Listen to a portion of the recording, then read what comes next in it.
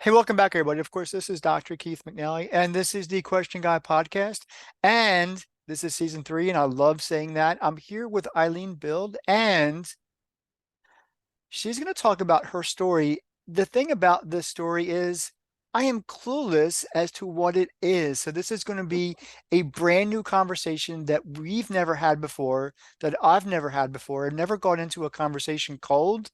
So this is going to be a new experience for me. Eileen, where do you want to get started? Oh, that's a great question, and I love that this is a new experience for you, and that we're gonna, walk this path together in this Question Guy podcast. Uh, I think where I'd like to start is uh, kind of go back and come forward to share why I am the person I am today, and that begins when I was about 6 years old. I realized after I'd gone through an awakening from age 40 on, and it's still happening as an ongoing lifelong journey, um, I realized that I was different. I was a different child, not only because I have a 60% hearing loss, which I don't think you know that, but now you do. Because of that, my six senses have always been more heightened. So I feel, I see, I hear, I observe differently than the average person. And that was from birth on because I was born with this hearing loss. And I don't think it was understood by those around me. And it allowed me to be connected to the world and to people in a different way. So when I understood at some point that I was not being nurtured in the way that I needed to be, I shut down and I Mm. lost that piece of myself, that authentic Mm. Eileen. And fast forward to Well, before you fast college. forward, Yes, can sir. I stop you real quick? Absolutely. Ha- You earlier you said in some way, shape, or form that you felt disconnected to your world at a young age. Yes? I had my own world, so I was interacting in the external world in a way that wasn't normal because I was hearing, I was taking in, my sensory system was different than the average person. So Right. um But no, but I you realized, I think yeah, the reference was you nobody recognized that. Or correct, you didn't and correct. nobody else recognized that. And so by nature that would have an impact on anybody's interactions with other people, which is how we grow and mature and nurture as humans. And so Yes. so immediately I'm concerned about that. Um, but you are not at this point. Oh, not at all. No. I was diagnosed with the hearing loss at age 3 Okay. because I had my back to my mom and she was calling me and I just kept playing and like nothing happened. And my sister has the same loss and she's 18 months older. So they Okay. were like, okay, she may have the same loss. But I don't think um, there was an understanding of when you have a hearing loss, you interact with the world a lot differently. And I've come to realize the benefits of that loss and how it's an enhancement to who I am as an individual, how I interact with others and the world around me, and how I take in information and I use that for for the success that's in my life in all areas, personal and business. Okay. Well, forgive me, please. Then you were moving from young to all the way to college. So I guess jump into college. Yeah.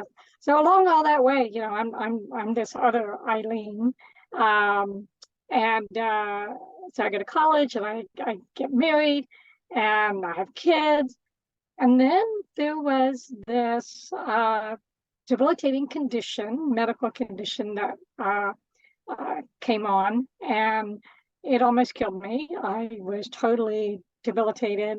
It does have a name, fibromyalgia. And at that point, I realized something's not right because I don't like taking prescriptions. I'm very holistic. I do things as naturally as possible.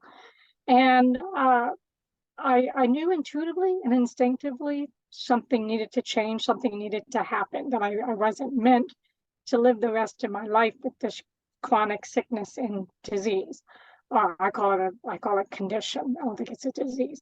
So I did this one day. 8 years What later, was that? after, yeah, like I put my fist to the sky and I looked up and I said, I'm done. I'm not going to do this anymore. Take me or heal me. And my world flipped and shifted and changed.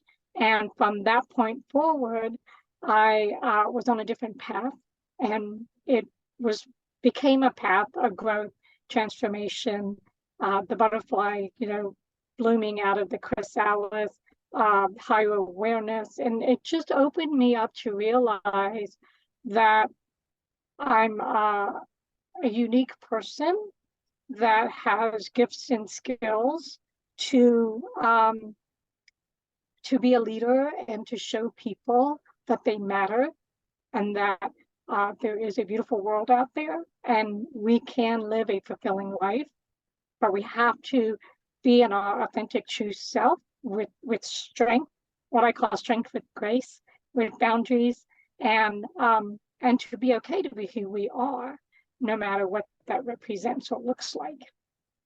Which is a 180 transformation for you. You said you came out of your shell. You grew mature, you became, and you're becoming, because you said this was a process ongoing of to be who you are. That is probably one of the most difficult challenges of life, meaning to find out who we really are, because we typically go through life through this very tunneled vision. And I've had these conversations before. Everybody's expectations are upon us, even maybe our own society, family, culture, religion, well, all those things wrapped around, and they define us.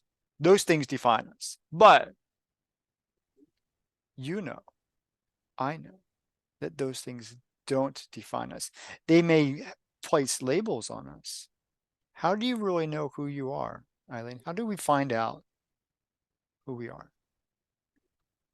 For me, it's been ex personal experiences of when I feel triggered by something, and I look inside myself to discover what's that trigger, why is it there, and then doing some self-development work so that that trigger is no longer there. And usually that trigger is a tug of war between who I was because of the external influence and who I really am in my authentic self. And so as I let go and I've healed and I've, I want to say, conquered the forces that were like holding me down, the authentic me, uh, the person that I am at that core, the person I was born as, mind, body, soul, spirit, has been able to kind of like, imagine a glass box and you break out that glass box and all those shards are, just shredding and going out. And what comes out of that is this beautiful light, right? This shining light that just goes endlessly, infinitely into space. And people see it from all over. They feel it, they know it. And what I've experienced is um, the the recognition from others who have seen me through that process and are still friends with me today or connected with me. They say, you were like death's door. You looked 100 years old before this transformation and evolution. And and even 10, 15 years later, someone that I had lost touch with that was at that beginning, and we reconnected, and she said, you're like a garden that's blossoming, not a flower, but a garden. So that's a testament, that's a validation for me that the work I've done for my own personal self-development and growth is true, it's real, it's valid, and it has substance to it. It has merit. It has a foundation, and so you can't go back. Once you open that door of healing, and you've feel and you sense and you experience that strength, uh, you become stronger because now you know what you will and will not allow into your life. So I like to say that I live life on my terms now. And I recognize when someone tries to bring something to me, whether it's the news or a person or an experience, I recognize immediately if it's a match with who I am right now as my authentic self. That she's growing stronger. She's still fluffing the wings, you could say. But I recognize when there's potential distraction away from my standing in fullness of who I am. And it's a beautiful place to be because there's no fear, right? You don't fear anything. And your passion and your visions and your dream just automatically line up because there isn't um, anything to hinder the reception. The doubt's not there, the imposter syndrome's not there. It's all courage, confidence, clarity. Clarity is huge. As each, I like to say stepping stone or each part of the process uh, took me to that next higher level of awareness and growth. I became more clear. Well, who am I? Who is this person? And we can always, I believe, backtrack and recognize where that piece of us, each piece that grows and becomes that light and part of that bigger light, we can always look back and see where that was diminished. And now we brought it back to its full essence. So there have been times where I've had these conversations before, some of them recorded, some of them not recorded.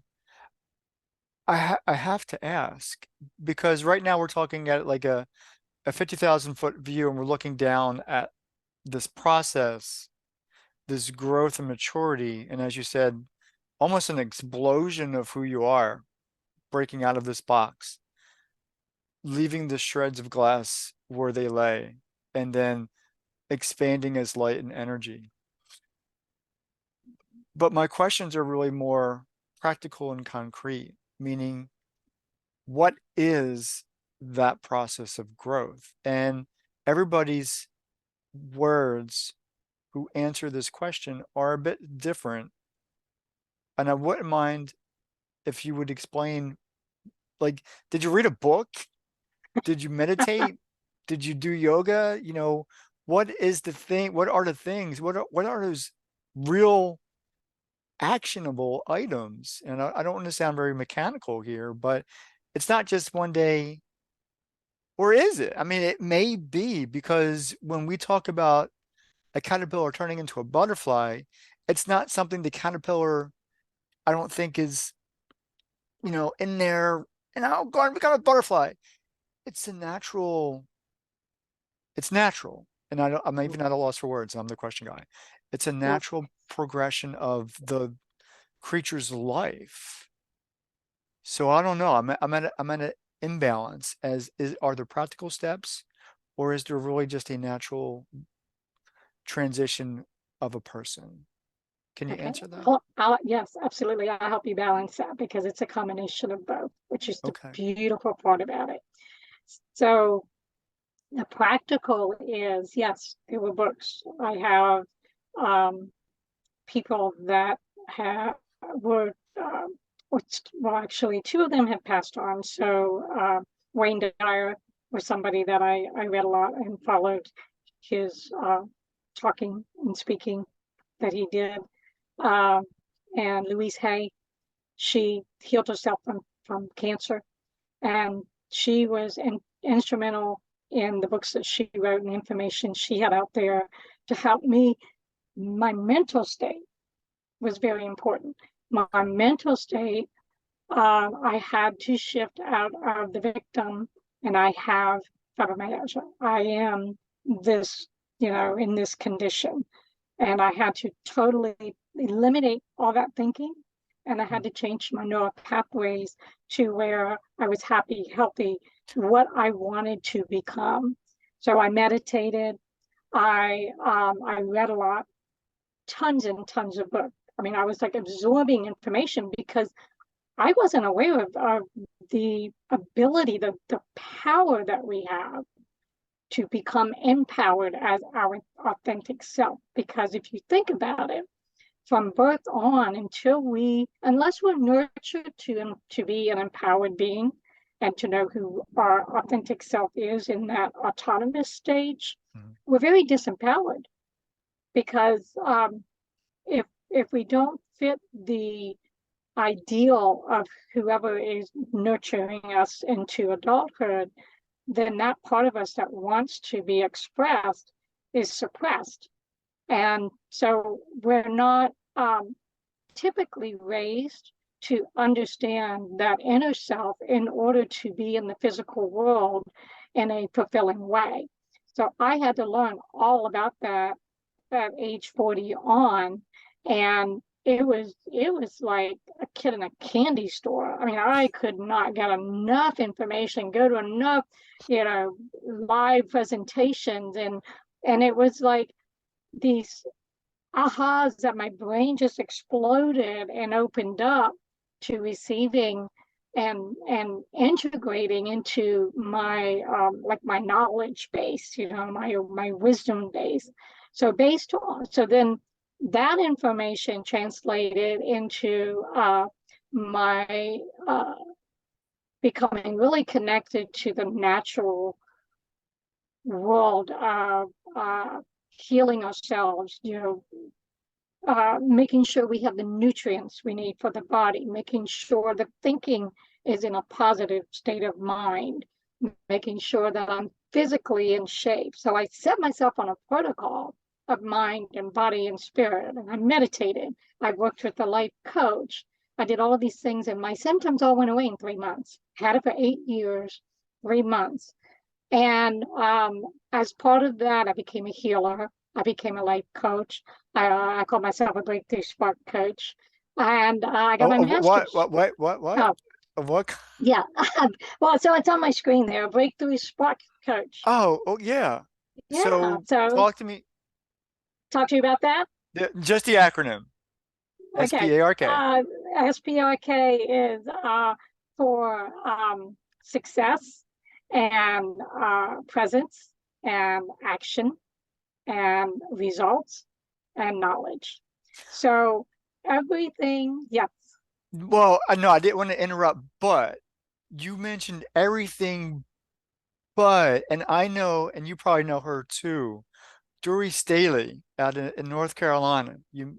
Is that name ring a bell, Dory? So, She's a oh, drum Dory, therapist. yes, yes, Dory, yes, yeah, she's a yeah. drum She, therapist. I know her very well. Okay, well, good. And I was introduced to her, and we've had at least one conversation early on last year, and so she's going to come back on. She's an author, and Mhm. she's a certified drum therapist, which I've never really heard before until I had the conversation with her.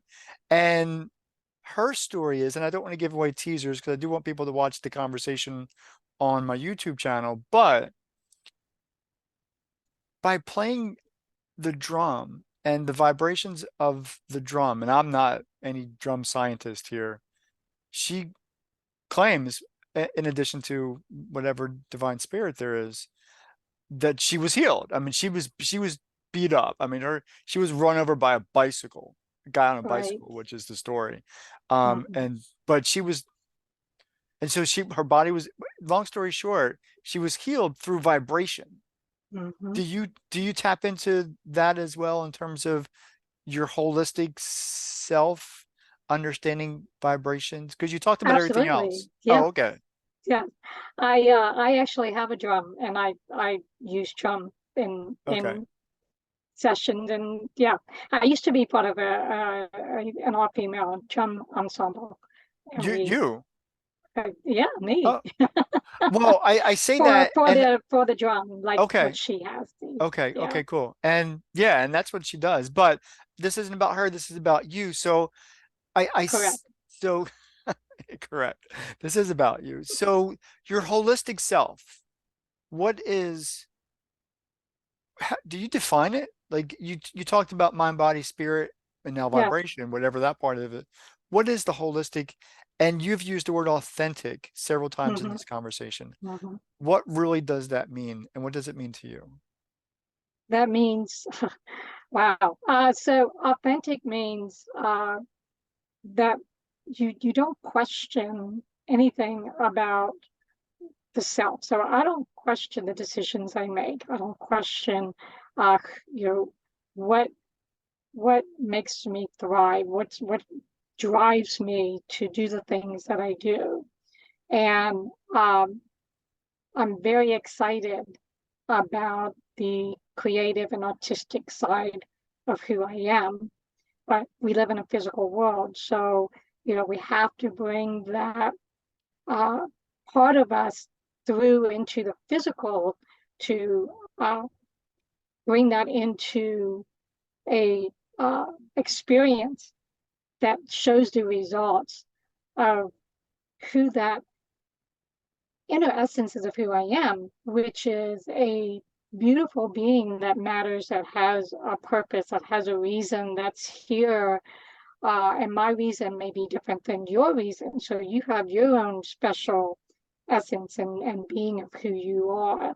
And I think if everybody can step fully into that essence, uh, all the fears and the concerns and the worries and the stresses um, disappear, and you walk life, seeing the things that you may not have seen before. You talked earlier about being, narrow-minded, and we don't. That's Um, because of all the outside, or they put these limitations. And so that's all yes, we see. yes. So for me, it's been a process of tapping into my writing, tapping into uh, the ability to take someone and spark them so that they can become a better version of themselves, because I'm walking that path myself, and I know what it takes. I know um, what works, what doesn't work, and because of those six senses that I talked about earlier, I can tell where a person may be blocking themselves, maybe holding themselves back, the emotions of feelings. So, as part of my process back to the physical and the tangible, um, I became a Reiki master teacher. I don't teach anymore, but I used to teach. So I do energy. Energy is part of everything I do. And I got my master's in transpersonal psychology. And then, so I've combined all of the uh, physical attributes that make me who I am, and I bring it into all of the work that I do, whether I'm coaching someone, whether I'm helping someone to help them be seen, valued, heard, and understood. If I'm Can I writing, ask you a question then? yes, sir. Is that I have to use the word intentional. Is it intentional? Because that's a silly word. What I really want to get at is when you bring all that through, is it a mental exercise or is it innately you? That's really what I want to get at. I'm hoping I'm asking that question Yes, with the right words. it's a mental exercise in the sense that I set intention of what I want, Okay. and then it's a matter of watching, waiting, and allowing. And it's like I can feel, I know when something's aligning with that intention, and things are coming into my life for that to happen and to manifest itself. So it's a little bit of the power of intention, the law of attraction. There's principles in the world, in the universe, that you cannot alter or change. And so I've studied those as well. And with those principles, when you understand how things work in the world, in the internal world, connected with the outside world, and you have that awareness to recognize when those points are being connected, when the golden nuggets are being laid out, when I say, the gut chills come on, I know I'm right on point, I'm right on target, and I'm right where I'm meant to be. Now, has everything been peachy cream? No way. I mean, I've had plenty of obstacles and things to try to pull me away from this focus that I have. But that is great because it gives me more opportunity to strengthen that courage, confidence, and clarity to override the negative polarity that tries to encroach on that path. So, with a limited amount of time left, I do want to ask you a very specific question, and it's more not for you, but for our audience, Yes. because there's a lot here. And what would be your, I guess, now I'm really looking for the words. When somebody's struggling with their life, kind of like where you were when this all began, and the process of maturation, the process of knowing that there's this glass box around you, because sometimes we don't, because glass you just see right through it. You don't even know, you Mhm. may not even know it's there, and until something happens, like you bump into it, or you touch it, or you see light being reflected through it. So I'm doing all these metaphorical statements, but what do you recommend is the first step to transformation? I guess is my real question. Once you realize that something has to change, what's that first step? The first step is to acknowledge that you're not fully in your authentic self and that you deserve and you have the right to be that authentic person and that you matter. Okay, well, it can't be any simpler than that. Eileen, thank you so much for joining me in conversation. This has been a blessing, more than you know. Thank you so much. You're This has been welcome. another edition of the Question Guy podcast, and we thank you all for joining, and we'll see you next time. Take care. You're welcome. Bye.